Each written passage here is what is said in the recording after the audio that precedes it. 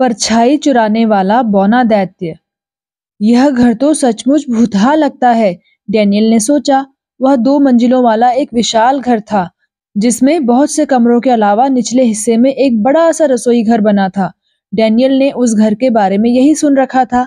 Daniel को वह घर बड़ा रहस्यमय लगता था। वह अक्सर स्कूल से आते जाते समय उसे देखता था। कभी कभी वह उस घर के सामने बैठकर उसे आराम से देखता रहता था। एक दिन डैनियल ने सोचा, मैं इस घर में जरूर जाकर देखूंगा कि लोग इसे भूतहा घर क्यों कहते हैं। मैं मॉम या डैड की एक नहीं सुनने वाला हूँ।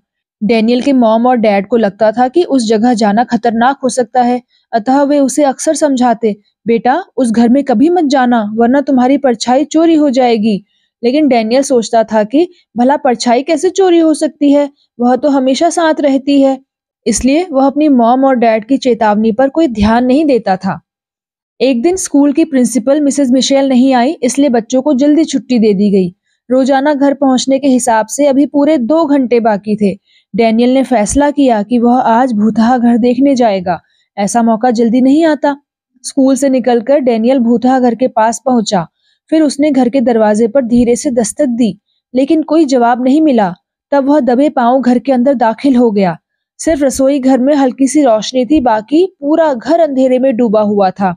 डैनियल रोशनी की ओर बढ़ा, तभी उसने देखा कि रसोई घर में जाते ही उसकी परछाई उससे अलग हट गई। यह तो बड़ी डरावनी बात थी। भला परछाई कैसे अलग हो गई? अचानक वह खुद को अकेला महसूस करने लगा।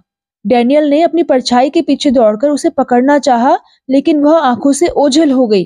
डैनियल गहरी सांस लेकर सोचने लगा कि उस घर में कोई ना कोई गड़बड़ जरूर है, तभी तो इसे भूतहा घर कहते हैं।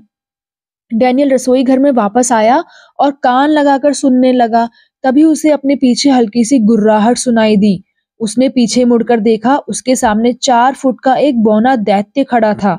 बौना दैत्य डैनियल को घूर रहा था। इसका मतलब है कि लोग इस घर के बारे में जो बातें करते हैं वे एकदम सही हैं। इस गंदे और डरावने बौने दैत्य ने पूरे घर पर अपना कब्जा कर रखा है और सबकी परछाई चुराता है। बौने दैत्य ने डैनियल पर हमला करते हुए कहा, तुम यहाँ क्यों आए हो? डैनियल बौने दैत्य के वार से बच गया और उसे ठोकर दे मारी। दोनों के बीच जबरदस्त लड़ाई शुरू हो गई और वे एक दूसरे पर वार करने लगे। लेकिन डैनियल लंबा और शक्तिशाली था। बौना दैत्य शीघ्र ही थक गया और हार मान ली।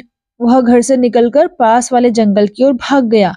बौने दैत्य के जाते ही डैनियल की परछाई पुनः उसके पास आ गई और शीघ्र ही डैनियल की परछाई उसके शरीर के साथ जुड़ गई।